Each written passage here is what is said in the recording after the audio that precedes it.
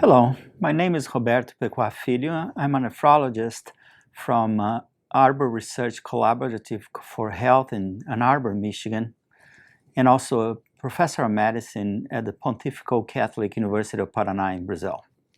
Today, I'm going to be speaking to you about a potential time to revise the limits in CKD anemia. As you can see here in this slide, anemia becomes more prevalent as CKD progresses. If you focus on the dark bars here, you see that about 32% of patients, when they reach stage 5 of CKD, they will have a hemoglobin less than 10 grams per deciliter. And those patients are at a level that requires management of anemia related to chronic kidney disease. It's important also to highlight that as CKD progresses, symptoms related to anemia increases. This is the way that we treat anemia nowadays. So we do use erythropoietin stimulating agents to replace the deficit in EPO production.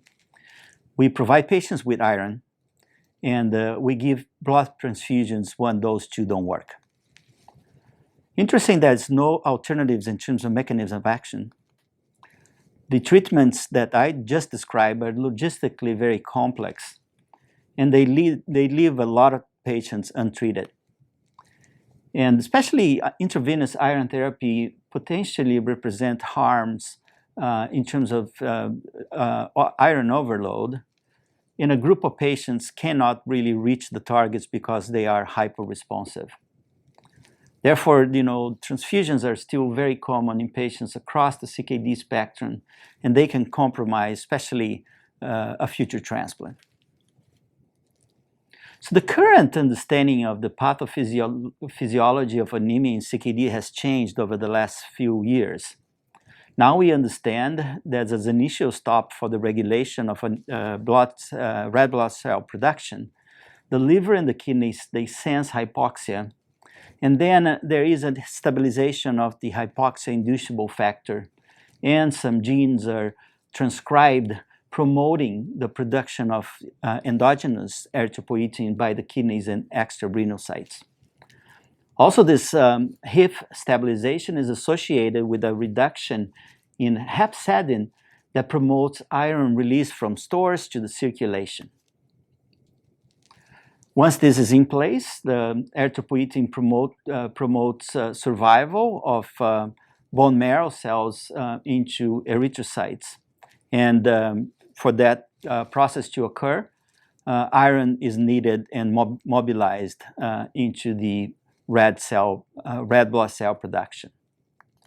Interesting is that the treatment that I just described is really based on only those two parts of the pathophysiology of anemia in chronic kidney disease. But an interesting story that generated a Nobel Award to those three investigators was actually the discovery that of how cells sense and adapt to oxygen availability. And this discovery actually led to the development of a clinical development program of new drugs that would target this new mechanism of action. Today I'm going to describe to you a few of the phase 3 clinical trials that translated the discovery of the mechanism of anemia in CKD that relates to the hypoxia-inducible factors, and how this program development actually would offer a potential revolution in the way we treat patients with chronic kidney disease. So the first clinical trial that I'm going to show to you is on one of the hypoxia-inducible factor stabilizers called roxadustat. So this drug was actually tested in preclinical and then in phase 2 and phase 3 trial. And this is the clinical trial that sort of finished the developing program for this particular drug. This is a trial on non-dialysis patients, and patients were randomized to receive an oral drug called roxadustat versus placebo. And all those anemic patients were followed for the duration of the treatment. And these are the main results. You see here in the middle figure, an increase in hemoglobin levels in patients receiving roxadustat compared to placebo, which was maintained over the course of 164 weeks. So an efficient way of stimulating the endogenous production of erythropoietin, releasing iron into the circulation, leading to correction of anemia in patients with chronic kidney disease. What you see here in the upper part of the slide is that this treatment worked in patients who were iron repleted and also in patients who were not iron repleted. And in the bottom part of the slide, it worked on inflamed and also in non-inflamed patients, which is really a clinical challenge that the current treatments do not really manage to correct anemia in.